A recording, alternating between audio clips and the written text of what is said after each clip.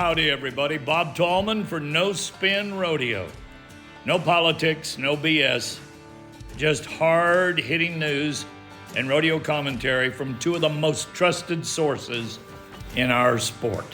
Kendra Santos, Tommy Joe Lucia. Listen up. Here we go. Hello, Cowboys, Cowgirls, and rodeo fans. Welcome to episode number 29. This is No Spin Rodeo, hosted by the lovely Kendra Santos. I'm Tommy Joe Lucia, and our wizard behind the controls, rodeo aficionado, also Greg Teagarden. Hello, y'all. It's been a couple weeks. How you doing? Doing great. Oh, good. Thank you. That's how the technical guy responds. I give it this big what about, and the technical I'm waiting guy for her to say something. I'm trying to kill the pregnant pause there. Okay. The pregnant pause. Let's just do it because it happened on the last time we got together. Also, last time's pregnant pause was, which thing was it? It was where he said you have something about perverts in Las Vegas. And I couldn't help myself. This time, I did not say perverts. Hold on. So, this time, he goes to introduce me, and he says, Kendra. Now, I'm sorry, guys, but if you're one of the guys, and this is what your co-host almost says, let's go ahead and move forward. It happened. Coffee time. Coffee time. We start with coffee time. Yeah. This is our chance for you listeners to hear what's going on in the personal lives of all three of us famous people on this podcast. We will start with Greg Teagarden, who I do recognize if you watch YouTube, if you go to our YouTube channel, is sitting on his back porch, and I'm assuming in North Carolina. What's going on in your world? Yes, Greg? Sir. That's exactly where I am. I just got back from Caldwell Night Rodeo in Idaho. Great group, great committee. Enjoy doing the rodeo. They're very proud. It was actually their 100th year. So they had a lot of cool stuff associated with that. Then before that, I'd done Sikeston in Sikeston, Missouri. They had a new announcer, Mr. Anthony Lucia, who did a wonderful job as their first time. That can be kind of a tough crowd out there. And now I'm home for a week or so and going to catch up on house duties. Now, the Sikeston crowd, are they kind of like San Angelo? They're kind of rodeo, right? They're more rowdy than rodeo because, they have a show or concert after every rodeo. So the crowd kind of shifts depending on who the artist is. So, but they can be, they're proud of their rodeo and change can be good or bad up there depending on how they handle it. So, well, last time I was in Sikeston, I think I sweated off my earballs. Yeah. It was, and you said it was nice there this year. Yeah, it was gorgeous this year. And even up in Idaho, it was good. Those are usually two very warm rodeos to work. Well, Caldwell, I see Benji Bindley. He's always fishing. What do you do on the off time? You play some golf or what? We went to the distillery. They have a major sponsor that has a distillery up there, Seven Devils Whiskey. And we had a wonderful time there. And next year, I'm definitely bringing my golf clubs because we have plenty of time to play golf. So, and speaking of Benji, I have to give him a little bit of a shout out because he did something that I thought was kind of cool. He used AI to create custom music for the rodeo, each event, and even Cody Sosby. So they all had their own little theme song. I thought it was pretty cool. What was Cody? What was it? Pillsbury Doughboy? What was Cody Sosby? No, he did mention, I forgot the words, but he did have something about being a large man in the lyrics somewhere. But it was really cool. And he did like an opening, like the hot song was all created and even had a closing song thanking fans for coming. I mean, obviously a country spin, but I thought it was very nifty. So, well, he complimented our team. Benji's a pro. There's no doubt about it. He's a pro. For sure. And pros always move forward and people follow them and copy them. So we'll see more of that in the future. I'm sure. Yeah. So Kendra Santos, that's with a K, not a C. Kendra Santos. What's going on in your life? I am well, I work so much, but I'm on this. I have some people coming from out of state in a couple weeks for a special get together, and I am finally like really reclaiming my house completely after being out of it for about a year and a half for the house flood, And what I'm, you know, I can't believe how much stuff I'm getting rid of.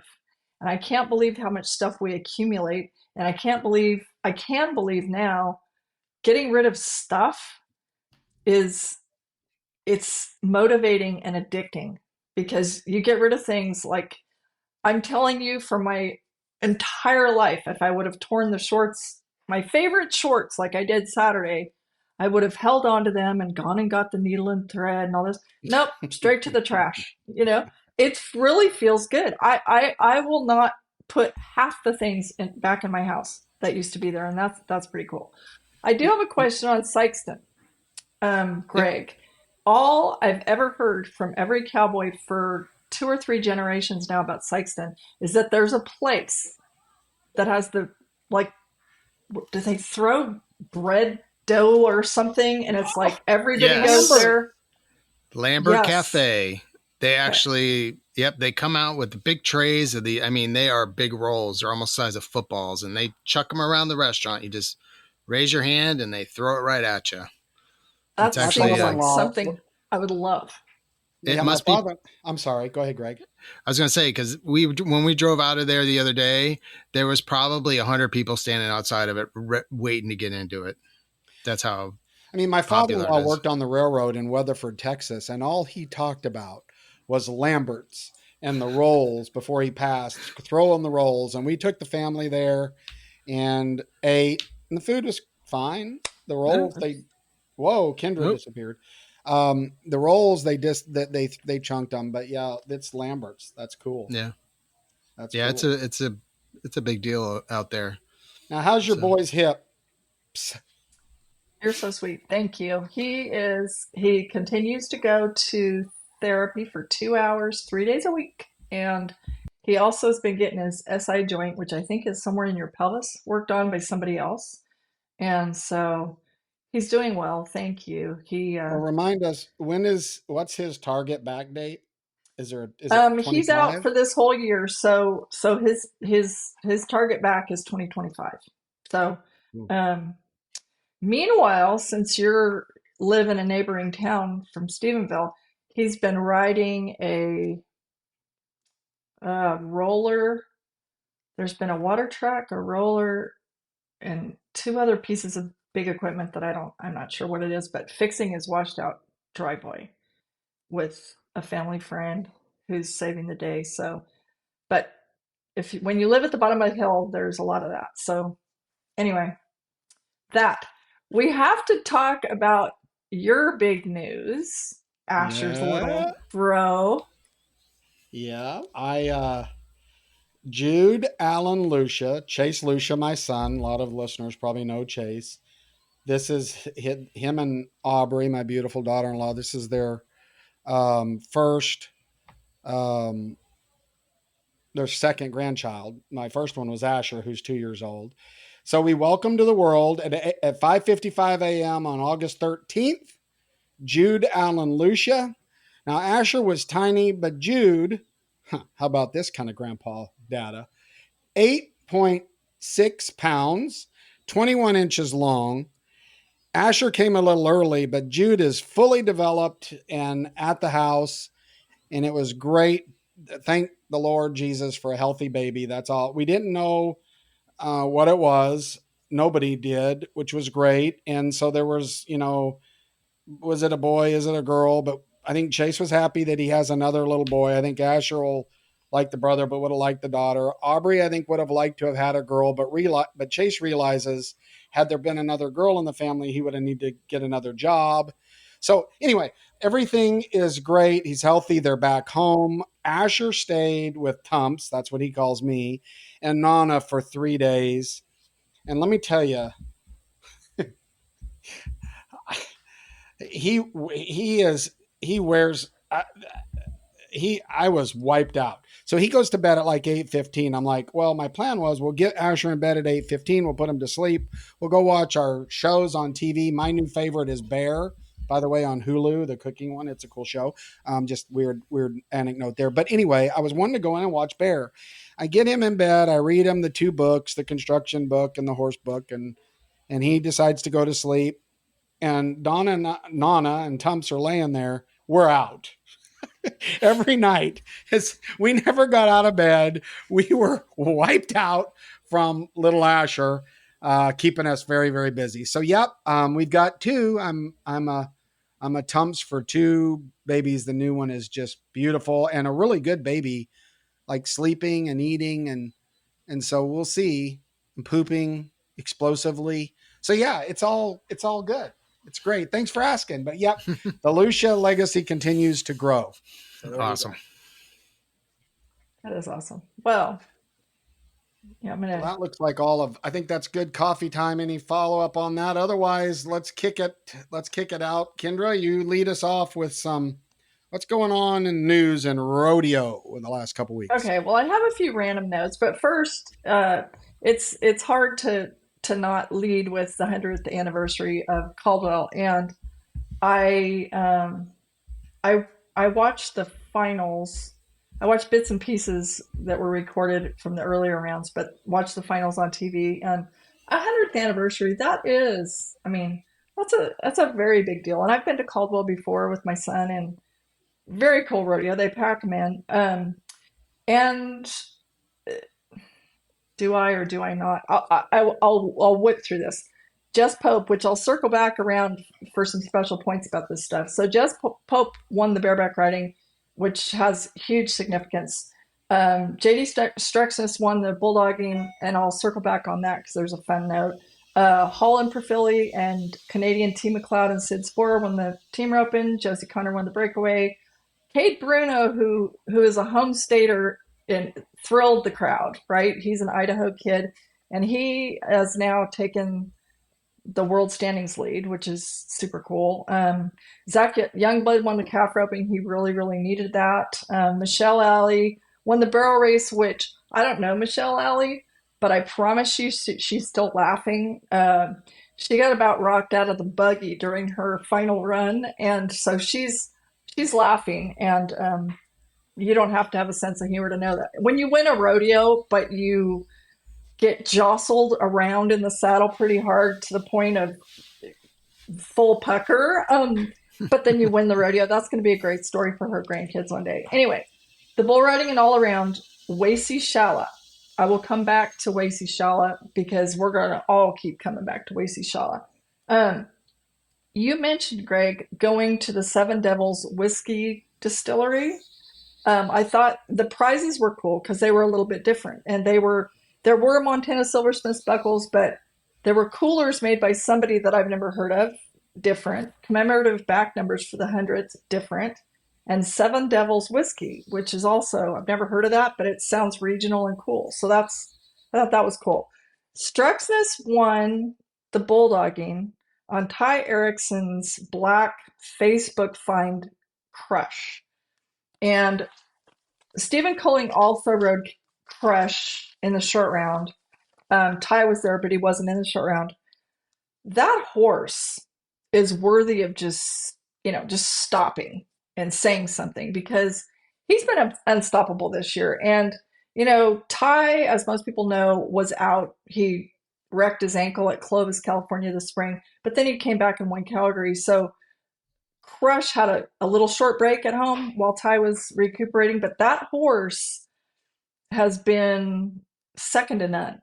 And I think he and Sierra really did find Crush on Facebook, and he was supposed to maybe be a barrel horse, but he decided bulldogging was more his sleep. But anyway, Crush, remember the name because we'll be seeing a lot of him, I have a feeling, at the NFR too.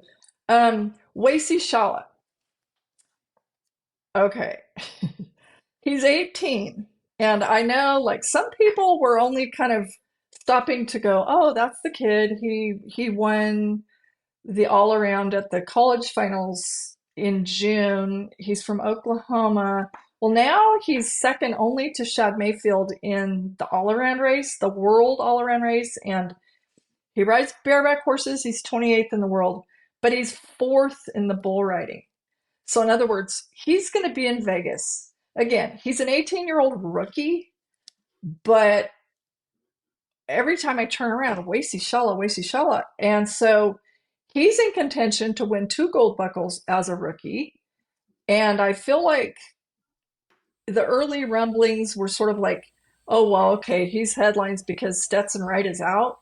I think people who say that much longer are going to end up feeling silly pretty soon, right? Because he's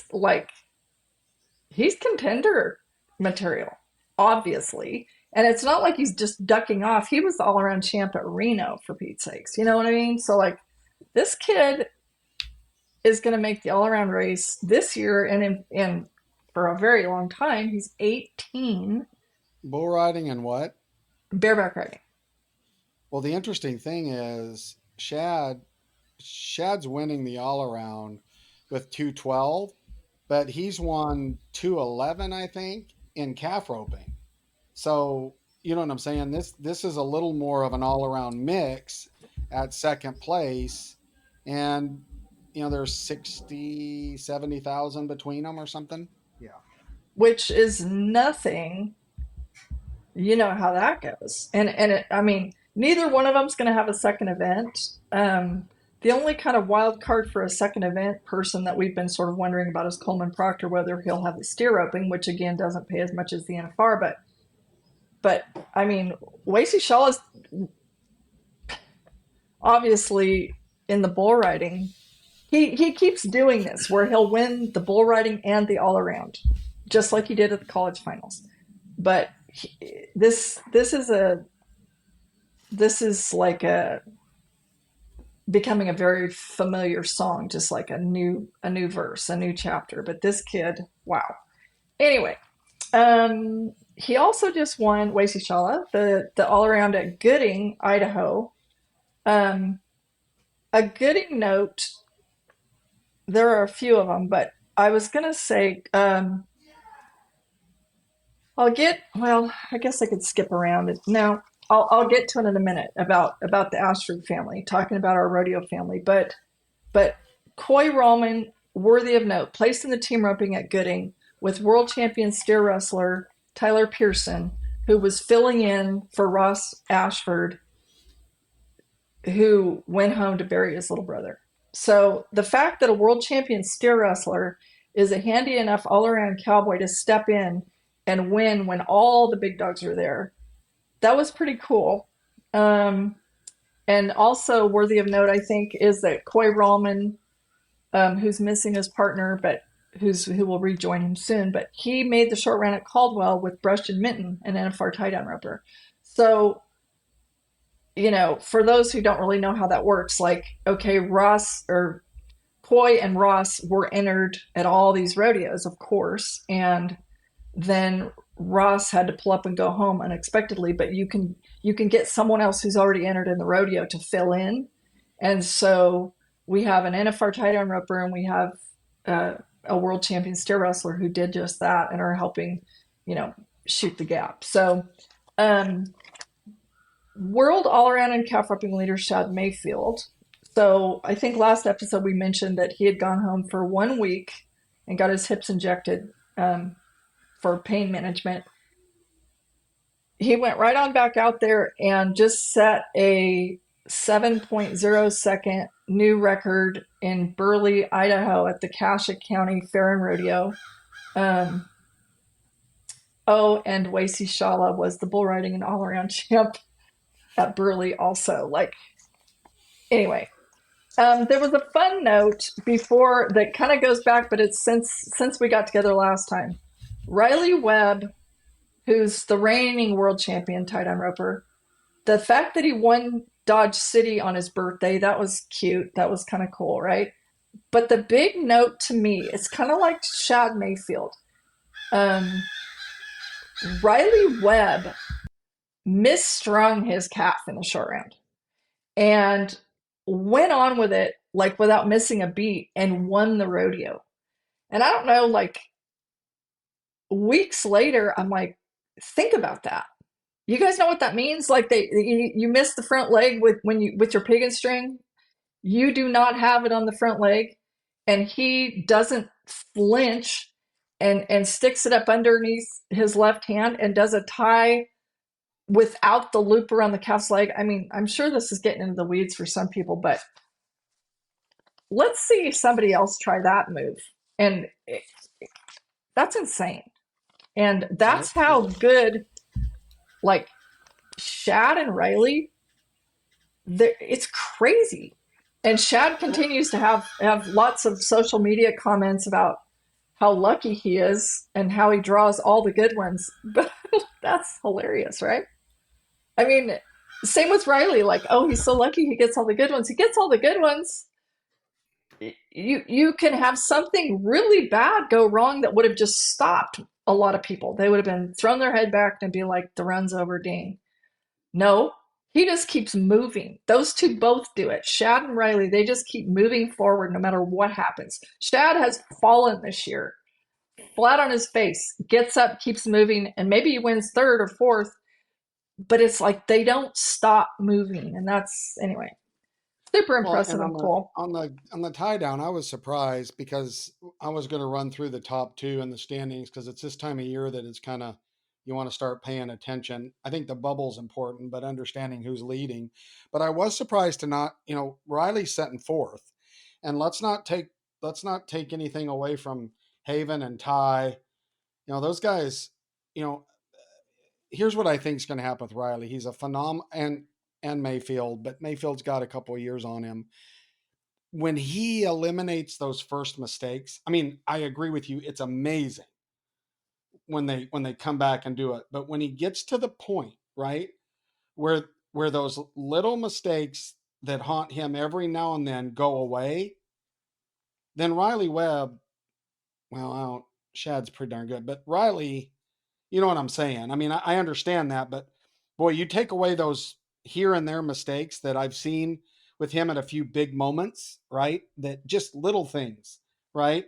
You take those away, and then he seems like he's an unstoppable force, Riley. But he's setting fourth, which I thought he would be in the top. Fourth is good, but I just assumed he was way closer to the top. Well, when they can beat you with a mistake or two, it says how good they are. So I did, right before we got on here, text Josh Frost because I think 2 or 3 episodes in a row I have publicly heckled him about when he's going to join the all around race because he's, winning the bull riding and likely to keep doing so. And he's like, easier said than done, but I'm working on it. Like, he does intend to get his 3,001 in a second event. Now, whether that ends up being the calf roping or the steer wrestling or, whatever, but it's not lost on him that he just needs to But get that does he little check mark. understand? He's got 210,001 in the bull riding. The all around race is being held with $212,000. Does he understand that it's not going to take much to be Yes, right I'm at the I'm top? quite sure he understands that, but this is be another good little tidbit for us to throw in here for those who don't already know this. Like the bull riders have, as an event, said in our world standings, ground money is going to count toward the World Bull Riding Championship. But to be clear, that ground money gets backed out of the all around, right? Right, right. Yeah. That's true. So there is that. That's a good point. So There's that. Yep, that's, little yep. That technicality. note taken. That changes it. Yep. But Sorry about still, you start being a dominant force like he is in the bull riding, that, look, it appears that it's going to be down to one rodeo, one event, gunfight, So in so what December. does so what percentage of his overall winnings right now do you think is day money? I mean, how far do you think that would drop him down? Just a guess. I'm not. I don't know that, but while we're at it, let's go ahead and clear the air. Expos money doesn't count toward the all around either, folks, right? Well, that could be significant. Yeah. So it's all significant. The one thing, though, that we know is that the likelihood of Josh Frost winning a fortune in Las Vegas is very high. So, anyway, so I was going to just shift gears and talk a little bit about the bubble right now because now it starts getting very interesting. As I zipped through that this morning, because Monday morning, we have new standings and it's interesting. There are some shocking people in 16th place right at this moment, which of course we have. Today's August 19th. We have 40 days left in the regular season. So Jess Pope, who just won Caldwell, is 16th in the world. That's shocking. Scott Gentner, Canadian, is 16th in the bulldogging. What's interesting about that, if Scott comes back and makes the NFR after quitting full-time rodeo, he may set a record that could possibly even outdo Cody Ole back in the day when he would have 0-1 going to Reno and make it in 38 rodeos or whatever. Scott Gunther, I think is how you say it. I don't know. Sorry if I didn't say it correctly.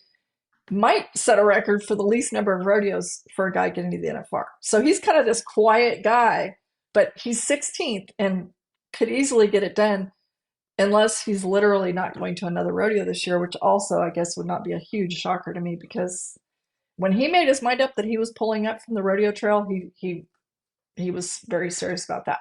16th in the team roping, Luke Brown and Brady Minor. Luke Brown has been a freaking mainstay there. So is Brady Minor. Ryder Sanford in the bronc riding. Trevor Hale, who's been so close the last few years in the tie down.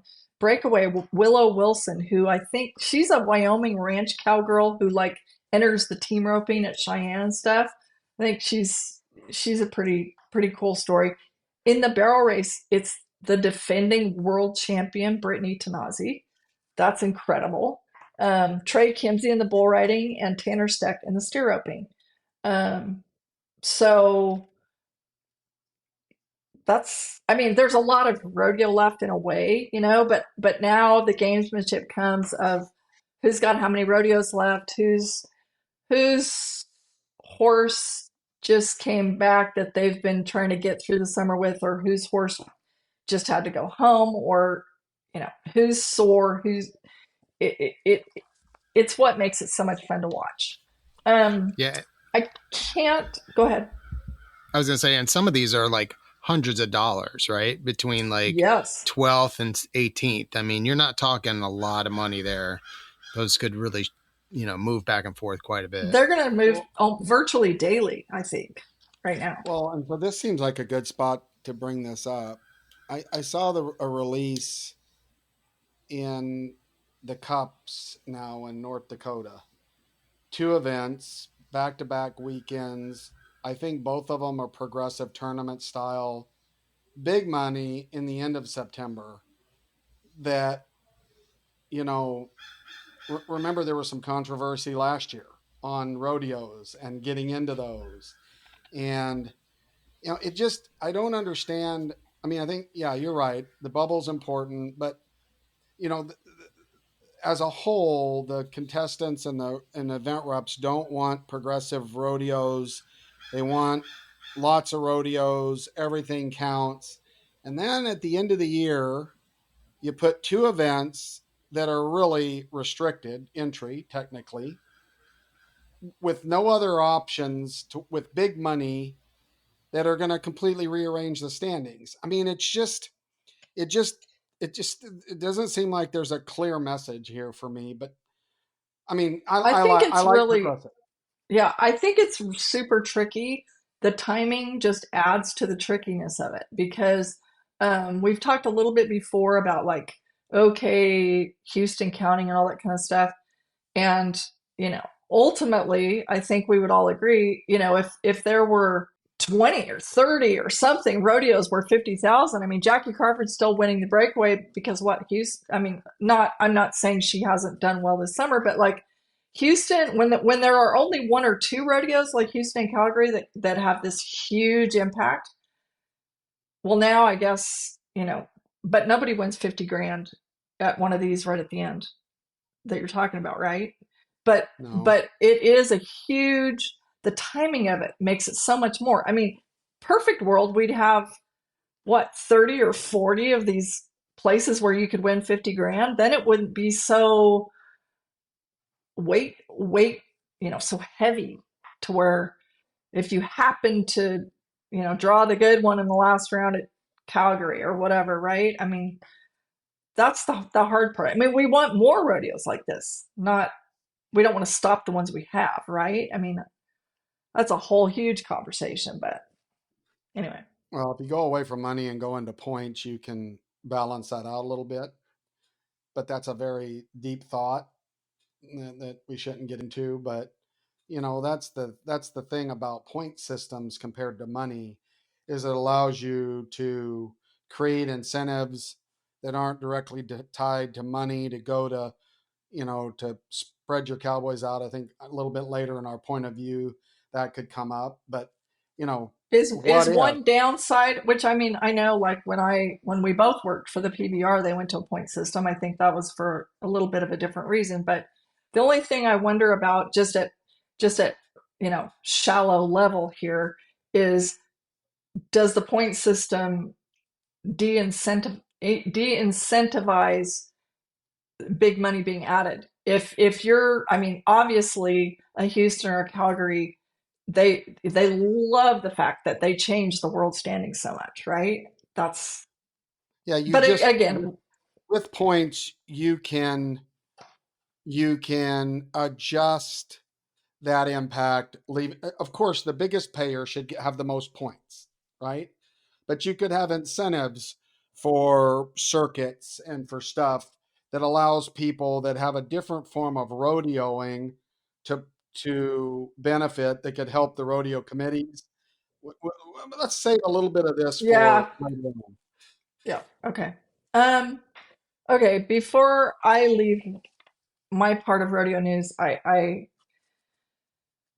uh, our rodeo family is heartbroken again, and I mentioned Ross Ashford and a far healer being missing for the last week or so. His little brother Ace, 18 years old, was just killed in a ranching accident. Um, they're a Texas ranching and rodeo family, and Ace, like his brother, kind of a rising star, in the team roping. Um, so I just,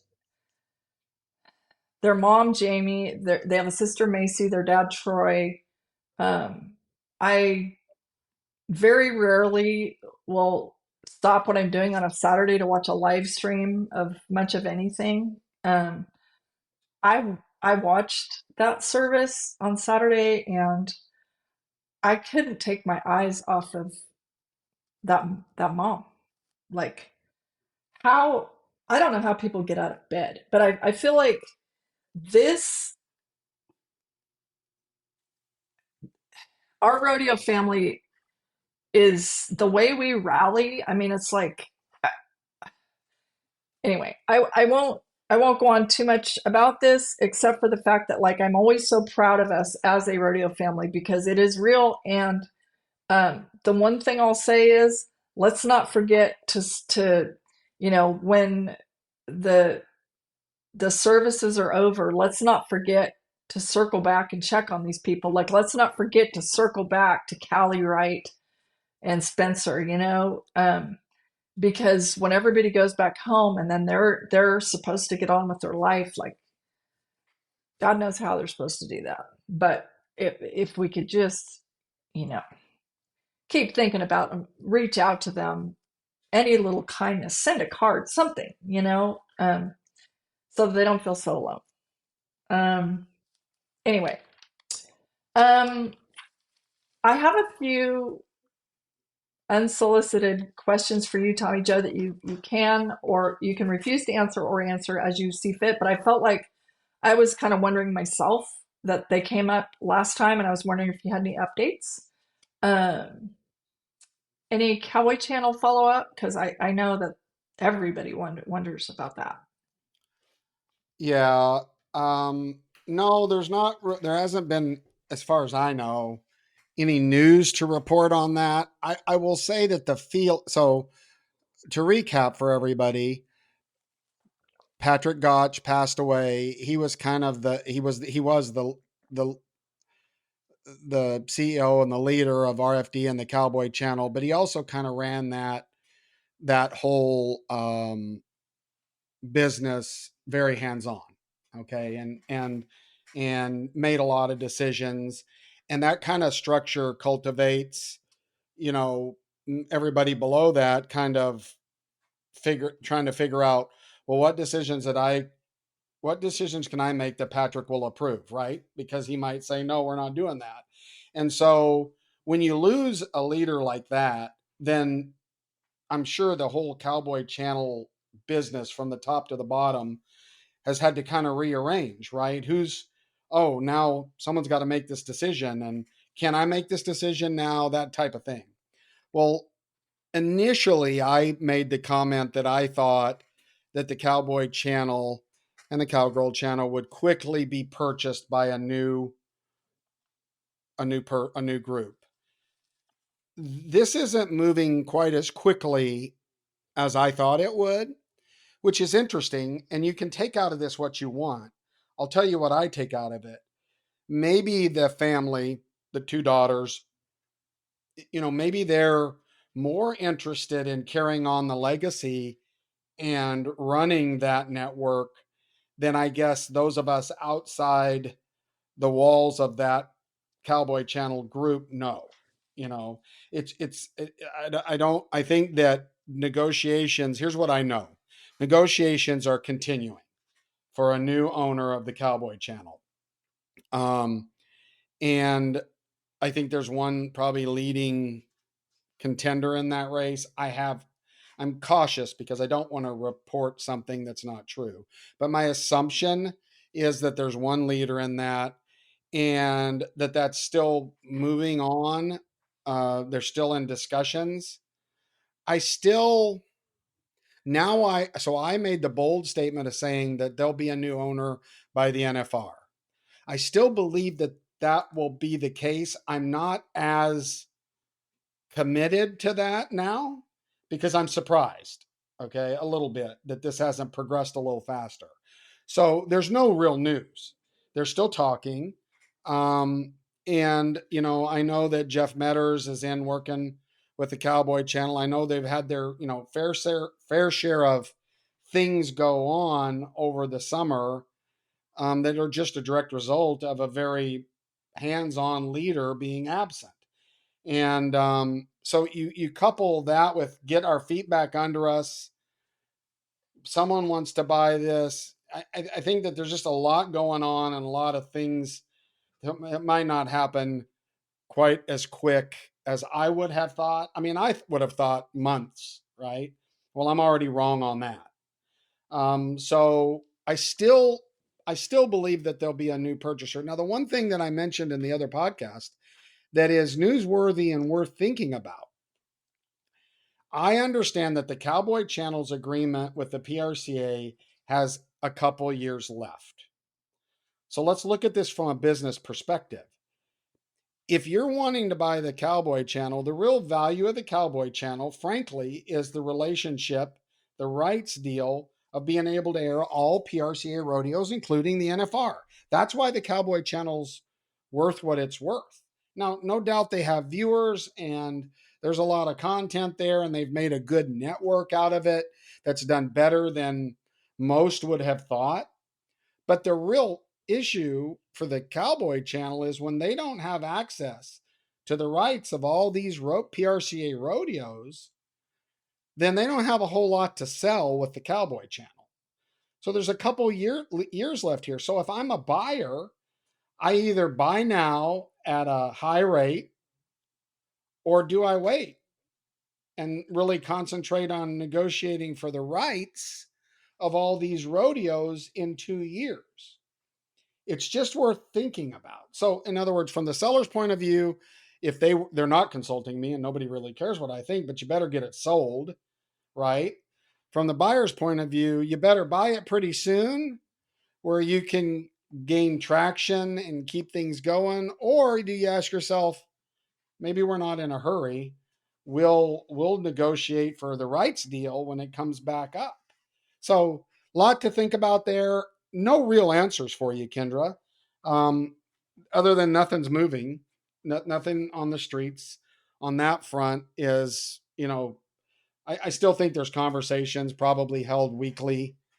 And I still maintain that the Cowboy channel will change hands. It will change hands. Now I guarantee you it probably changes hands in a couple of years, right? Because the media rights deal is going to be negotiated.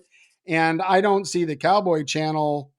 We'll see, but that might be a whole different set of negotiations. Does that make sense? Yes, it does. And the one thing, little small piece that I would add, because I don't know how it impacts this whole thing, is the fact that Patrick actually has three daughters, and one of them's a little girl. And I that's don't, true. Is she a third owner? I don't know. Okay, let's move past that. Rodeo committees. Do you have any follow up to that? Because last episode was interesting on that front. Huh. All right. Sorry, So if you don't, if you want to move along, well, no, whatever. I'll tell you what I think. So before you get into that, let's kind of tell everybody what you're talking about. Last podcast, you had mentioned that there was certain rodeo committees that were going to step outside of the PRC. Is that correct? Well, not well. What I actually said was that I understood that there was tension between the Fort Worth Stock Show and Rodeo and the PRCA. Now, here's an interesting twist on that. The person that went to the PRCA to meet with them is Brad Barnes, longtime executive director, whatever his title is, but the boss. But last year was a transition year, and Brad Barnes is handing over the reins. And forgive me, I didn't do my research good enough to know who he's handing it off to. But Brad is retiring. I mean, his social media is filled with "I'm in my bus," and there's a new guy in town. And on the Fort Worth front, you can kind of see this old, we've done it this way crust on Fort Worth breaking off a little bit in the way that in some of their contract performers. And so what I don't know is I don't know what the new guy thinks. And I don't really know who's in charge at Fort Worth, if it's Brad or the new guy. I just don't know the answer to that. I know Brad represented Fort Worth when he went and talked to the PRCA. So, but Fort Worth walked out because they couldn't reach an agreement. As you recall, I mentioned on denim, the sponsorship thing. The only exclusive sponsor in the PRCA is Denim, Wrangler, and Cinch. The rest of them are first right of refusal, meaning if I'm a rodeo committee like the Days of 47, I have to give those other sponsors a chance to be a partner. But if they don't want to pay as much as someone else, I can take the other person. Denim, that's not the case. You have to cut a deal. Now, this is very difficult for a committee. If I put myself in Fort Worth's position, they're in a venue, they're in Dickies Arena, different kind of denim. The interior of the arena is purchased and a sponsorship with Ariat. Okay. And this is where they host the Fort Worth Rodeo. So there's conflict right there. The PRCA says you can only have Wrangler and Cinch. And the committee says, well, the building where we host has these contracts. And then the committee has to basically take whatever Wrangler and Cinch will give you. Does that make sense? Like you can't negotiate because they're the only signage in the arena. Well, there's something wrong with that. And Fort Worth, you can go back and look at the Cowboy channel. They had all their gate pullers and everything in Ariat shirts. And I'm sure that's the problem. Okay. Now, is it fair? And I'll continue this conversation. You have to have properties rules.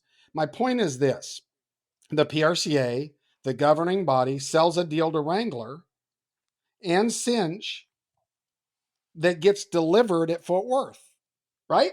They make the money, they get the check, the PRCA does, and Fort Worth just has to get what they can from Wrangler and Cinch, and they don't have any options. Is that cool? No. That's not good, fair business practices. So I can understand why Fort Worth said we have a problem here. Well, now the word the quiet word on the streets is other larger rodeos have the same issue with sponsorship and rights, and we're getting told what we're going to make and who our sponsors are, and the PRCA is cashing the check and bragging at the convention on how much money they have in the account, while all of us big rodeos, including Salt Lake, we're the ones writing the checks for $3-4 million to do these events, and we have to pay for them with ticket sales, which, by the way, won't cover that kind of bill. Do the math. We can do So 50,000 tickets. it all comes to down to some of the rules on all of this, be it exclusivities or first right of refusal or whatever, how that's going to go moving forward. A. B, I think it would be an interesting factoid for us to share right here that every PRCA rodeo that is sanctioned as a PRCA rodeo, is it now 6 or 7% that committee takes off the top and gives to the PRCA? Is that true? Is that the It is. number now? It used to It be is. 3. When I worked in the office, No, it was 3%. What no, is it's it now? six. It's 6%. And there was a time in my former life that I was negotiating for the Cowboys to give them the 6%. That the PRCA didn't take that out at a rodeo, at my rodeo. But then I realized that the PRCA is the Cowboys, and the Cowboys should understand that 6% of all of their money is going to the PRCA. Every check they get, 6% of that goes to the PRCA. If they don't understand that, Kendra, shame on them. But they voted their reps, they put those rules in place. But back to the 10 rodeo deal that I think is interesting. For one, side note here, I keep hearing that the top 10 rodeos are having meetings and discussions. Well, by the way, Salt Lake 7 or 6, and they haven't called me. So maybe it's the top 10 rodeos according to who thinks they're the top 10 rodeos. I don't know, but we're way up there and I haven't gotten a call. Don't care. That's fine. Um, Secondly, excluding Houston. Houston's not playing the game. This is what I hear. Again, this is not there is no news on this. This is just little bits of conversations. Well, I can understand why Houston's not playing, because Houston gets to do whatever they want to do. They get to do tie down roping with the tie down rules that they want. Nobody else can do that. Houston gets to do whatever they want to do. So I'm sure they're like, no, we don't have any real reason to meet, because Can everything I we say we want to do, the PRCA agrees to. Okay, and to interject on that, I did ask the question in recent times about, for example, Houston getting to have, the rules where calves don't have to stay tied for 6 seconds, for example. Um, and I was told by a very high up person in the PRCA that some of those particular situations were uh, running out long-term agreements made with a previous administration. I don't know if that's right or not. That's what I was told. But does it matter? Does it matter? Okay, I, fine. It was a previous agreement. It was this crap. It was that crap. Oh, we didn't see it. Baloney. The big guys with the biggest money are making whatever rules that they think are good for their fans and their rodeo, and the PRCA approves it. But then they don't let me do it. They won't let me do the 3 second tie down rule. They won't let me do no markouts. They won't let our rodeo do the stuff that makes sense to the fans, but Houston gets to do it. So the point is, I understand why Houston's not involved in the quote unquote top 10 rodeos, because they get to do whatever the hell they want to do anyway. And that's fine. I'm glad they do.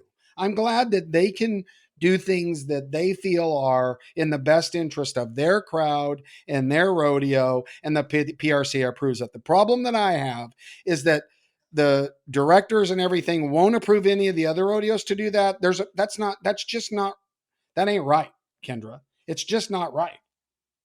okay, let's keep moving because I have two more of these sorts of things I want to follow up on. Last episode, we talked about a controversial call that happened at Salinas and the different sides to it.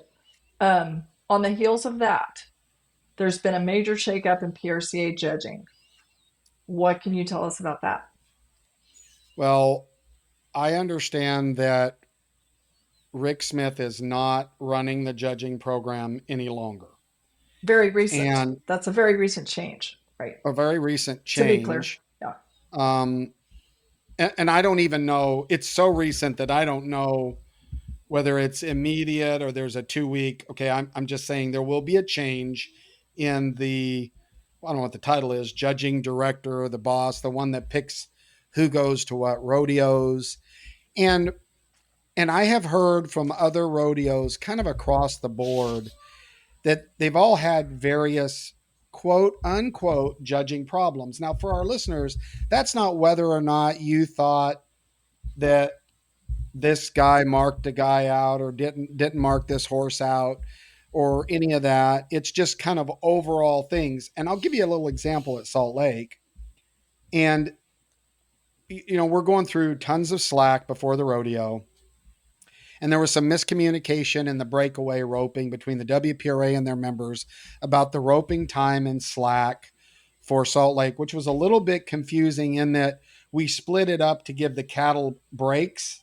We didn't just do all of the calves back to back because it's 105 degrees and we needed to get those cattle a little bit of a break so everybody had a fair shot at them, right? Because if you just back to back everything, it's 105 degrees. But anyway, but back to the original story.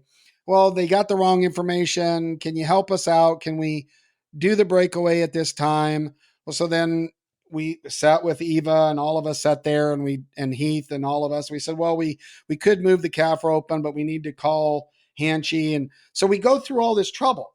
To make a long story short, we go through all this trouble and say, the calf roper said, yeah, we'll do that. Well, that allows the breakaway to happen. Okay, we'll do that. We're going to send out a message to all the contestants, because that was my concern, right? Is when you go to changing stuff to try to help one person, you impact somebody else negatively. I don't care what you do. It hurts someone else's plan.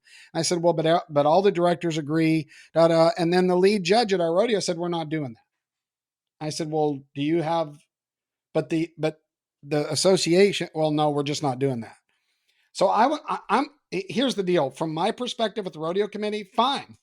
You guys work it all out. We'll do it. We'll do it as planned. We'll do it however. We did it as planned. Everybody got there. It worked out fine. But it's things like that, right? There's all these areas where who decides this, right? You can go to the rule book and you can find a rule, and then you can find another rule that contradicts. We know that. We know that's the case. So some clear chain of command would be, I think, appreciated on the committee side, in even in the judging, right? Who do you protest to? How do you do this? Is there a all of which probably exist, but just aren't really eloquently, intentionally or not, communicated on how do you proceed. But long story short, there's some shakeup in the judging, and we do a very, just so you know, we do a very intense diagnosis of the judges and all the animals. And that stuff's being worked on right now, down to the points, graph charts on the bareback horses, how they performed. Well, we do the same thing on the judges, Kendra. Like we have 4 judges. How big are gaps between their scores? And were those consistent, right? So, if I'm a rider. Excuse me, but when you say we, do you mean your particular Days of 47 rodeo, or do you mean we as the PRCA? No. The PRCA doesn't do this. We do it. We do a deep dive analysis into every score in every discipline, flags, everything, to see if it was inconsistent. And then I provide that information to the judging folks and to the PRCA. And I put a little note saying, this judge is not coming back, because that's not fair. Because give an example though. What for what reason? He was regularly so far off the other ones that he just doesn't belong. I think it's about consistency, because I want the right person to win. So if Judge A marks most of the bareback horses, let's say 25 as a base, okay, right? Or 45 or 40 or whatever. Let's just use 40. Well, the other judge, if he's always a 30, same horse, or 35, 5 points difference on the other side of the horse is a lot to me, right? On the horse. Spur ride, I get. But on the horse, that's different. But if it's consistent, Kendra, if that judge is always about 5 points off, I think the right guy wins. Does that make sense? Right? Because it's consistent. But if you see Tuesday, it's 5 points. Wednesday, it's 7 points. In the middle of the bareback riding, all of a sudden it's 2 or 3 points difference. Something doesn't add up because the sides of the horse is bucking the same. His left side isn't bucking less than his right side. Well, and sometimes the spur ride's real different on each side, but Right. point taken. And who wins the money goes all the way back to the fundamental of the Cowboys turtle and why they organized in the beginning, like fair playing field for everyone, right? Everybody has an equal. There has been so much grief and griping and whatever about judges recently. It is absolutely spiked, and I'm not really one to jump on bandwagons of like whatever. I will say that I just watched a rodeo and a bareback horse literally crow hopped like any of the three of us could be half drunk and ride this horse. And the kid and the score was huge. And it was like, what just happened? I don't know how that could happen. And Well, not to name the rodeo, whatever, but I was like, wait a minute, what? Rockersteiner in one of our rounds draws the weakest pin in the weakest horse in the pin that you couldn't. He should have got a re-ride. I'm paying a lot of money to have two horses in the re-ride pin. Like our re-ride pin wasn't just the contractor's extra horses. It was the top horses of the pins, so that if that re-ride went in, he matched the pin. They didn't give him a re-ride. That's not fair. That's not right. That horse performed so poorly that Rocker should have got another horse. He should have. Absolutely. Now, and that might be opinion, but and that goes back to replay. By the way, side note, I'm hearing that instant replay will be used at the NFR this year.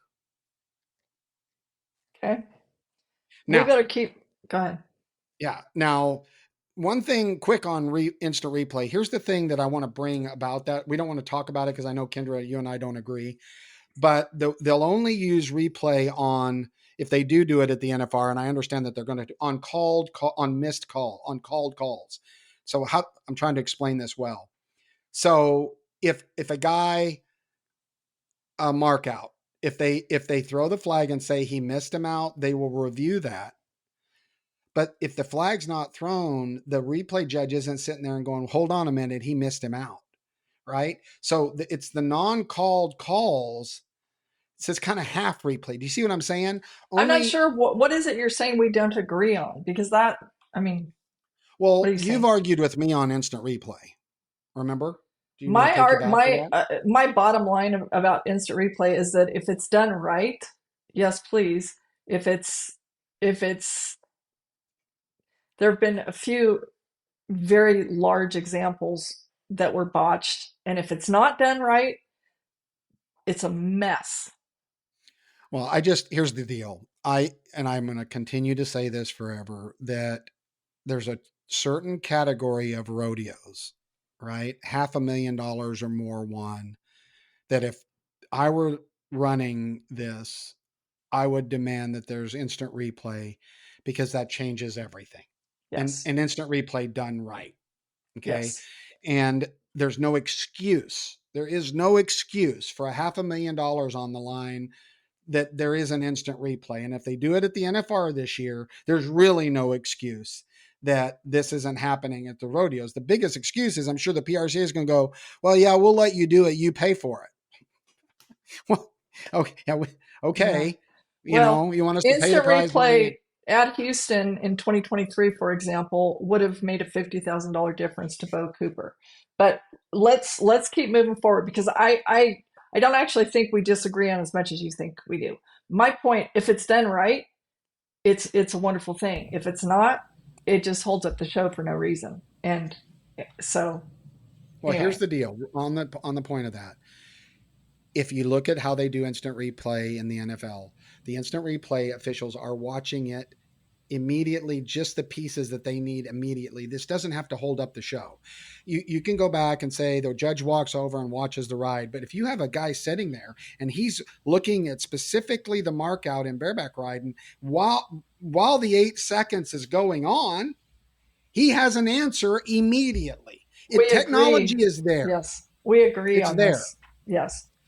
Okay, let's keep rolling, because any of these could be a full-blown conversation. So you had mentioned to me some pretty cool bonuses at the Days of 47. Is that ready to be released or not? Well, we'll release it because my board, I guess, can fire me, but here's some cool things. So we had Pioneer Week that the Utah Days of 47 Rodeo, in conjunction with the state of Utah, has worked to build up. And remember, we work with Spanish Fork and Ogden to increase prize money over that 5-day period. Here's what I'm really proud of. The combined payout in those 3 rodeos in 5 days that are 100 miles apart, so 50 miles between each of us, was $2.927, $2,927,466. That's a lot of money in 5 days. Now, we take that up a notch, and then we award a male PRCA top hand award, which is the person that wins the most money in all 3 events, and a female WPRA top hand award, most of money in Spanish Fork, Ogden, and that. And so the winner of the men's is Marty Yates. He collected $29,786 in the 3 rodeos. He will get a expense-paid trip to Salt Lake City, where he will get a bonus check for $15,000 at the Governor's State of Sports Banquet. And the young lady that was the top hand award winner was Cassie Mowry with $36,800 won. She will be offered a trip for her and her family to beautiful Salt Lake City for the Governor's State of Sports Banquet. Well, she will get a smooth $15,000. So that's Pioneer Week bonus. That's significant, right? All of that is significant and worth talking about. It's super cool. I totally agree. I applaud it. And there have been a few others. What is it? Is it the Big Four coming up this fall? And like the California Six Pack, which also includes rodeos. Isn't Reno part of the California Six Pack? I mean, so those bonuses, when people are going to go to those good rodeos anyway, and there's extra, there's just no downside to extra money for Cowboys and Cowgirls. So, okay, let's roll on to feedback. Do we have any feedback, Greg? Well, the feedback we did get is I guess there were some issues with downloading the podcast last week, and I went through and made sure everything was clean. So if you do still have problems downloading it, please let me know. You can send us feedback, 817-668-2395, or email us at nospinfeedback@gmail.com, and we'll take any kind of feedback. Just let us know what you think of us. If you agree, disagree, want to talk to Tommy and wish him well with the new grandbaby, we'd love to hear it all from you. They're not going to tell me anything nice. All the feedback to me is nasty. But I got a challenge. Really, listeners out there, you don't have an opinion on anything we're talking about? Oh, come on, no spinners. It's time to get engaged. Surely when you're scrolling Facebook at work, when you're supposed to be working, you could jump on and spend a little time sending us some feedback. So come on, get us some feedback. Something that people could realize is to look at it a little bit differently also is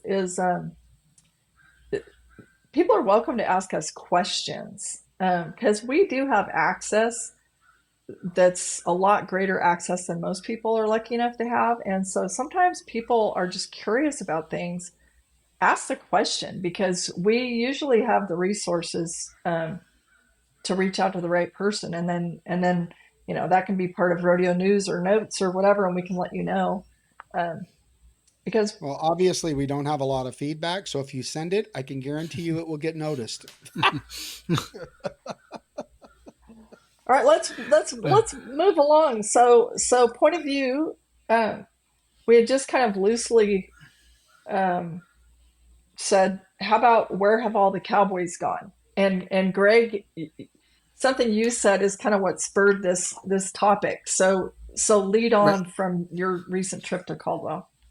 Well, so in Caldwell, there was one night that there was only one tie down roper for for that performance, and then also for the championship round, they had to really struggle to get the bareback riders to fly back from Las Vegas in order to compete. At one point, there was 8 of the 12 turned out.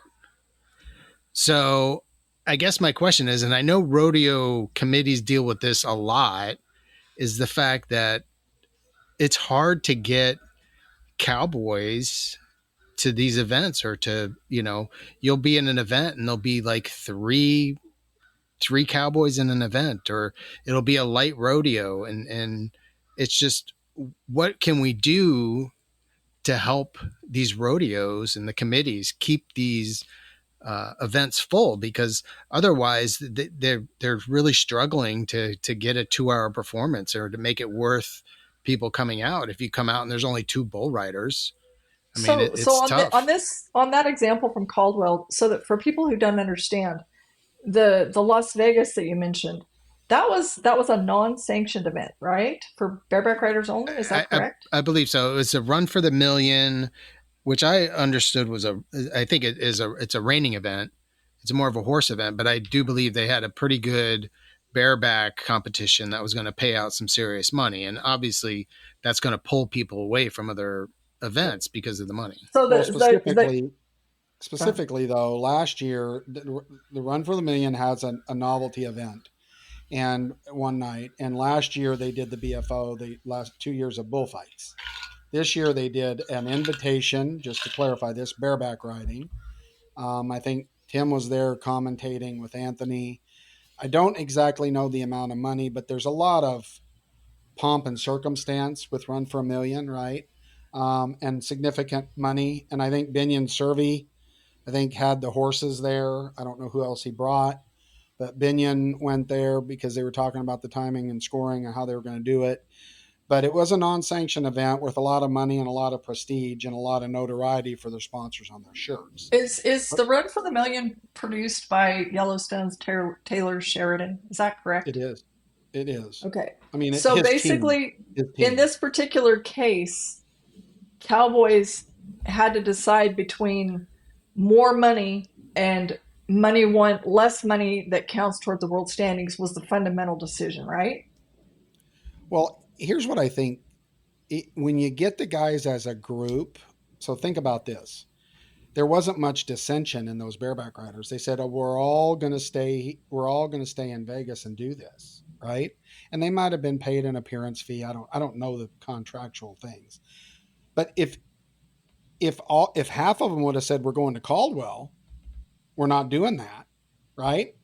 And those points, that money and points, you get what I'm saying. If none of the top 8 win Caldwell, it doesn't affect the standings if they all don't go, or most of them don't go. Does that make sense, Kendra? But Yes. if 2 or 3 go, then that other guy's like, uh-oh, right? I better go. I can't let him beat me. And so they all went to Run for a Million, but that's beside the point. The problem is, I don't know how the PRCA controls those outside events, right? How do you control? They can't. How can you You control can't. something that's not yours? I mean, this is a tricky one for me because I am, you know, very bottom line oriented about more money for cowboys and cowgirls. Well, what are you supposed to do if it's financial, and so here's an exponentially larger opportunity for you, for your family, and point taken, if they all agree, if they stick together and say none of us is going, so it won't impact the standings at all. But then, so who loses out is Caldwell and the Caldwell fans. So that's Well, it's just very tricky because you can't really get mad at Cowboys, who the profit margin is so slim already. Well, to be clear, somebody came up with money to get some planes to fly the guys up for the event. So they did have a full bareback, and it was the guys who were supposed to be there who had qualified. But at one point, they were worried that it wasn't going to happen. So So the guys showed up and rode. so the guy showed up and rode, but it cost somebody quite a bit of money to make it happen. Well, Kendra, you hit on something, and I don't want to take it lightly. When you're a committee out there and you're promoting professional rodeo, okay, to the fans, please give us $20 or $30. And we all know that that's a lot of money today. I mean, having any additional money to go to events is hard for everybody, right? Today, this is not easy. And then you show up and these people say, well, they're making these rodeos, they look like circuses. They got all these specialty acts and stuff. Well, that's exactly why you hire specialty acts and have other stuff, so that at the end of the day, it's a full entertainment package, because all of us rodeos aren't promised any of the Cowboys. That's why we can't say, hey, fans, come see the very best bareback riders at our rodeo. They're entered. Yeah, we got a sheet that says they're entered, but they could turn out, and they will turn out. And since I'm a journalist and this segment is called Point of View, and I'm into all the different sides, there's also, to just at least mention it, there are times that happen. Like, not every rodeo is like Days of 47, where the rerides are of equal caliber as the rest of the pen. That doesn't happen in a lot of places. And to be fair, without just, poking at the Cowboys, there are plenty of times when in a short round, if you don't get one of these 4 to 6, the other half is your odds. Even if you have, if that horse has his best day and you have your best day, you'd be lucky to win 6th or 8th. I mean, that's also a legitimate fact of life. But it's, and I'm not, hold on. I'm not, the Cowboys are doing exactly what I would do. I agree with you. I have a problem with the system. And that is, you can't treat you can't use the same set of standards for a $500 added rodeo as you do for a $500,000 added rodeo. And that 4-letter word that we all hate, tiering, right? Well, let me just explain something. There should be a level of expectations at certain rodeos, right? You shouldn't have, at a big money rodeo, drawing into a pen of junk. You wouldn't have that issue, right? And you shouldn't put several huge rodeos on top of each other. Oh, and you shouldn't put an X-Bulls event on the same night as one of our events. And we don't have any bull riders at Days of 47. There should be some structural policies put in place, because you can't use the same set of rules, Kendra, for a $500 added rodeo as you do for these huge rodeos. I'm not arguing with you, for sure. I think, fact of the matter, we come from different places, but we see a lot of these things exactly the same. It's mostly a matter of common sense. I will tell you that the reason, sorry that I'm chuckling, is because you called tiering a 4-letter word. Just saying. Well, because they use it, there's other words that they use. That was intentional. Okay, perfect. Anyway, we're not disagreeing on this, by the way. Can you think of some 4-letter words? I'm just trying to make sure all of our listeners are following. I think you opened with one, is what you started to call me. But anyway, so anyway, so back to our point of view, staying to the basic topic. Where have all the Cowboys gone? There was something recently that happened in Ventura, California, where the tie-down roping was canceled, but it had more entries actually than, my understanding, the steer wrestling and maybe the buck and horse events, but they still have those. That gets muddy, that I don't really completely understand. Do you? Is there a technicality on why? I'm not sure. Well, where have all the Cowboys gone? If you think about it, with the PBR, you got the same problem. People are, a couple things concern me. The interest in Western lifestyle and rodeo has peaks and valleys. With Yellowstone, we've discussed this, there's interest in rodeo. you better give those people that are new fans or just want to go see, you better give them something to make them want to come back. That's number one. So I'm jumping around, but the PBR, they've got teams. Teams is great. Now these bull riders are riding all year long, right? All year long. There is no break. They're riding in the summer in teams. Well, the PBR wants to add more teams. The problem is, where have all the bull riders gone? There isn't enough of them. They can't add any more teams. Their teams are already falling off the charts with 6 guys down to the 30% ride deal. This is just the reality. There's a lot of, it amazes me that there's one tie down roper, right? I mean, like at our rodeo, we allow walk-ups, right? Because if that happens, we want ropers, right? If all the guys that are supposed to get there can't get there, we want to be able to let someone come in and rope. There's plenty of ropers. Why would there only I'd be like one? to ask on the Caldwell example, I'd be curious, Greg, if you know, when there was only one tie down roper in a perf, where were all the other guys? Not that many people had a flat tire. They had a conflict with another rodeo? What happened? I didn't get an answer on that. I tried to find out why we only had one guy there, but I think most of them had turned out for whatever reason.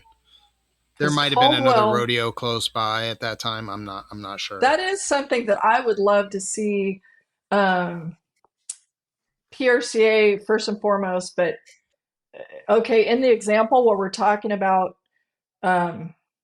what happened with the non-sanctioned event in Las Vegas, like I would love, and maybe this already happens, but it seems like there are so many conflicts. I would love for someone at the PRCA to like be on the lookout for conflicts and take so much care when scheduling slacks and perfs and all of it to make it possible for the most possible people to do all these things. And sometimes I know in recent years there were some situations where slacks, like in the Northwest, rodeos were an hour or two apart, and there were slacks, this event and this event, but both timed events, square on top of each other, which made it literally impossible to do both. And I hate that for the Cowboys, who are suffering from anemic profit margins already. Like what if we just took a little extra care? Like what if did someone? I mean, I know everybody's busy, but did someone? Did the Bear Rec Riders go through whatever channels or whatever? Did they contact the PRCA and say, "Hey, PRCA, is there any way that you could reach out and it's possible that if this were moved 2 or 3 hours here, then it would make it work and everybody could win and everybody could do it all." Everybody won't always be able to do it all. We'll never be able to do it all. But if we made the most possible effort to make maximizing efficiencies, it's just like, you guys do it. I know you do it at Days of 47, Tommy Joe, where you look at like other things that are going on in that area at the time. You want to make it to where maybe if I want to go to Spanish Fork, Ogden, and Salt Lake, maybe I wanted to go Monday, Tuesday, Wednesday in this order, but maybe I can't go in the order I wanted, but at least let me go to one place Monday, one place Tuesday, and one place Wednesday where I can go to all three. It's a silly example, but it's what I think. It's always been the case. And when I started working at the PRCA in January of 1987, the first thing I asked was why the computer, which is programmed by people, could not make it possible to prevent so many conflicts for Cowboys. Because Cowboys do not have the money to be turning out here and there. It's just like, what can we do when committees get together and make runs of rodeos that actually like make sense, or committees actually consider Cowboys having, we talked about a little bit last issue or episode, where it's not fair to ask the Cowboys to go to one rodeo 3 times, is it? You know how expensive that is? Yeah. Well, wouldn't you think it would be something the circuits would kind of step in and kind of handle a little bit? Oh, I'm so naive, well, aren't I? It's funny because turnouts. This is a merry-go-round of conversations for as long as I've been in this business. Turnouts are a problem for rodeo committees. Circuits try to get involved, but circuits don't really end up, none of the stuff really matters. Oh, we've got a circuit tour. Well, what does that mean? Well, nothing. We just call it a circuit tour or whatever. I mean, it's all about money. Everything's about money. Most of the churches are about money. It's all about money. This is a $50,000 invitational bareback ride, by the way. I can't find any results. So they should, I mean, someone should release some results on that $50,000 bareback ride, and I can't seem to find them. But anyway, it's a $50,000 one head invitational event. That's a lot of money. And so I think at the end of the day, like you said, Salt Lake, I can't tell you, Kendra, the most frustrating thing is when I'm trying to figure out slacks and perf times and make it good for everybody, because it's not just one set of Cowboys, right? I mean, it's the same thing. We have slack scheduled. Oh, well, the Bulldoggers, their deal at Nampa is this day, so that messes them up. Well, but if I move that over here, then that messes up breakaway. It's almost impossible to make it right. Now, if you set it again, everybody's gonna hate me, but if you set it where there was this rodeo every week, there was one or two or whatever of, if you started to really organize this, right, like they do in golf, where you don't see three majors in golf together, do you ever? No, because the association controls that, right? Well, oh, it's tiered. I know. There's majors. At majors, when someone buys a ticket to a major, they're going to see the very best golfers, right? They know that. They spend thousands and thousands of dollars on tickets to a major, Kendra, because they know that the very best golfers are going to be there. There's only one rodeo in our business, and that's the NFR, where that happens. And if there's more money going to come into this sport, we're going to have to figure this out, right? We got to figure this out. There's this level rodeo, and at this level rodeo, there's one a week. It's $1 million added. There's replay. The horses are all approved. The livestock's all approved. So there will be no conflicts and slack. Oh, there's a $500 rodeo. Well, you're going to have to move around a little bit, because we need to make this right for not only the fans, but the contestants and the committees and the sponsors. We've got to grow up. We don't want to, but if real money is going to come into this sport, we got to take a serious look at it. Yes. No one would ever disagree with you. I can tell you where all the Cowboys have gone. They've gone to wherever the money is, and I don't blame them. They're working the system, and I don't blame them. The flaw is in the system. Now, I'm not saying I have all the answers, because let me tell you, there's no perfect to anything, but there's better. There's better. We just don't really want to do it. We'll just bitch about it on a couple podcasts, and we'll have the same conversation in a year. Watch. Well, Off my box. Stepping off my box. Yeah, but that's kind of a depressing commentary, because that's to say that there's no possible way to fix any of it, and I don't believe that's true. Well, there is ways to fix it, but have you seen our industry take any real risk to make something better? Name one. No, I shouldn't say industry. There are events out there that have taken risks to change things. Have you seen the managing associations take any real risk? Have you looked? So you're a football fan, right? Have you seen the new kickoff? It's the weirdest thing in the world. They got to kick it between the goal line and the 20-yard line, and if they don't kick it there, it's 40 yards. That's risk. The NFL's going, we're going to make this better. And you think that they don't have a lot of fans going, what's the problem? Well, the problem was all the kickers were booting it out of the stadium. So why do a kickoff when nobody ever gets to catch it? Well, we're going to implement some rules and take some risk. That's a leadership role by the NFL. Major League Baseball's taken some new risks too. But have you seen any of the governing associations take any major risks that would have long-term benefits for the fans, the committees, and the contestants? Have you? Well, I think, but there's a big part of the problem. Our mothership is trying to serve every size of rodeo, every caliber of contestant, the Yep. sponsor situation. I mean, are every member is equal? How do you want to manage that?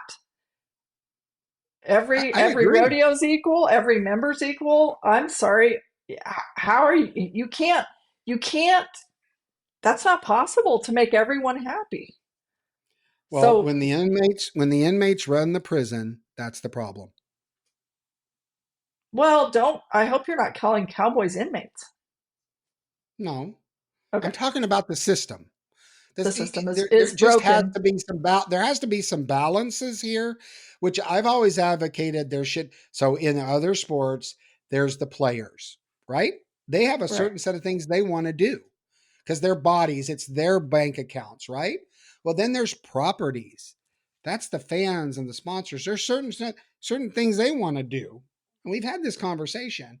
Well, that should be a collective bargaining, right? There's somewhere in between where the players are given a little bit, the Cowboys, the committees are given a little bit, so that we can all see a brighter future. But you know what's easier, Kendra?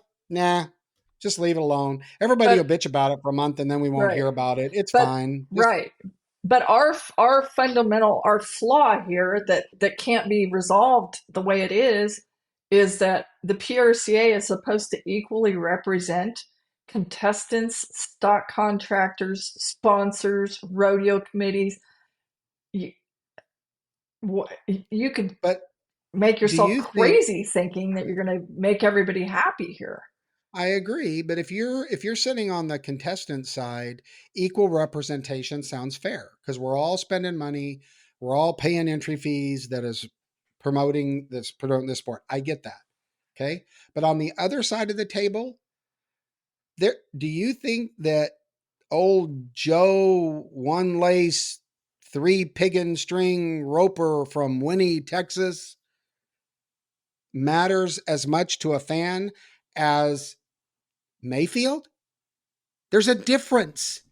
Those guys matter, right? Those winners matter to selling stuff, right? Right? The shampoo you use, does it matter? Do you care? Should Suave have the exact same right in your shower as Walla, whatever it is? No. One's better than the other. People want to see the good guys. That's why they go to the NFR. You can't old three piggin guy from Winnie, Texas wants to Well, make the rules. and it's interesting though that I mean there's so many ways this conversation can go, and there's really not a right or a wrong on so much of it because you know yes, the No, big no, dogs absolutely you're matter. you're incorrect. There is a wrong. You the system can be improved. Of You've course got to it be can. willing to do it. Would you agree with that? Yes. So you just Yeah. corrected me for something I wasn't disagreeing on, just so you know. No, no. But there is a wrong. Maybe the way we're doing it because we've done it that way forever and it's the It's easiest is proven wrong. it's proven that the way Yeah, it it's proven. is not going to work. And Yeah, as far as growth, yes, that's I yeah, agree with you. you agree. I'm not Sorry. disagreeing I with you. No, we I can't. just progress, we're not if the way it stands right now, we're just going in a big circle. There Correct. are good things, there are things that happen here or there that are improvements, and then we take three steps back, and then this happens, and then we try to fix this, but we're always chasing our tail. And true progress, some major things are going to have to give for us to have true progress. But I Well, will also say, with your point, you know, Joe Bob from Winnie, Texas, with three piggin strings or whatever you just said. I've been to plenty of rodeos where there was, like a country rodeo where everybody brought a picnic that Oak takes me to in Oklahoma. They're just as happy to watch Joe Bob with his three piggin strings because he runs the country store down at the corner. And Correct. so they don't care. They'd rather watch him than Shad Mayfield. So, but that's a whole different kind of rodeo than Houston or San Antonio or Days of 47. But I mean, So it belongs in a different category, oh, a don't different think that tier. you keep wanting to pick a fight with me, but you're barking up the wrong tree Oh, with come the on. with Have the a little. with Kendra. Well, I think we agree. The thing about it is there's a place for all the Cowboys. One thing that we've noticed is when you have $200,000 won at this point in the year, that makes people less anxious to make changes. The bottom guys now are making more money. There's more money in the sport. But if we're not careful, that won't continue to grow, people, and it won't last forever, right? We have to we have to think forward, and that's very, very difficult. But when you're making good money, if you're making, how many years ago $200,000 won at this point in the season, Kinder? That's fantastic. Okay, I agree with you at face value that 200,000 is fantastic. But when what you just said a few years ago, we wouldn't have thought the 200,000. A few years ago, we would not have thought that we'd have $5 or $6 a gallon diesel either. So if we take today's profit margin and compare it with the inflation calculator, are we really making as much progress as we would like to think we are? I'm not really That's a sure. that's a whole different podcast. I I agree with know. that. But I know. as long as they keep feeding everybody a little more money at the NFR. We had that on the last podcast. Big more money at the NFR. You keep doing this, the interest in making changes gets calmed down, and everybody can get their cup of coffee and cut and paste. This is what I would call how we do business. Cut and paste, cut and paste. Oh, that document was built in 1984. We're still using it. Sorry. That's all Think good. out, think. The computer system that I was told was an obsolete dinosaur, the AS400, when my first day of work on January 12th, 1987 at PRC headquarters, is that not still there? Yeah, and the cool thing was when they last year when they had the big worm that they put in there, the ransom Yes. worm where they were going to make. Yes. Well, that system was so old, the worm wouldn't eat it. All that data never got touched because the worm looked at it and goes, I don't even know what to do with What this. the hell is this? That's awesome. All right. Well, Oh, anyway, well. we agree that there's a lot of work to be done. And I don't think you nor I nobody has the specific answers that service everybody perfectly. All I'm saying is if you want to continue to move up the ranks as a major entertainment/sports property, you have to take some risk, try some things. And by the way, they may not work. And you got to have your big boy pants on and go, sorry, that was a bad idea. I've done a million of those things in my career of stuff that I thought was a great idea. I put Ty Murray in a big giant balloon that I thought was going to look real cool in an opening. Instead, he looked like some kind of cowboy infant morphous thing. And it was terrible, right? But I tried it. We thought it would look cool. Didn't look cool. Ty thought it was stupid. He kept popping the balloons. He thought that was funny. We were down to our last balloon. That's a whole nother podcast. But you got to try this stuff. And then you look back and go, well, it sounded like a good idea at the desk, but it didn't work. On to the next thing. But as they say, you never know until you try. Amen. We got to keep Preach. trying. We got to keep trying. Preach. Hey, I would love to hear what Cowboys, what they feel would make this better for them too. What would make them where they didn't have to travel so hard to make these rodeos, maybe save a little diesel on their side. How would they handle this, or what would be their options or solutions that they would? I think it'd be great to hear from those guys. Well, maybe we'd ask our nose spinners if they're interested. Maybe we host a show with Cowboys and get their side. We host a show with committees, get their side. Host a show with the PRCA, get their side on how do we make this better. And do the nose spinners want to see something like that? Yeah, that'd be great. Cool. Well, we've covered a lot of ground in a long time again. We're sorry, folks. Our intent is always to make these things 45 minutes.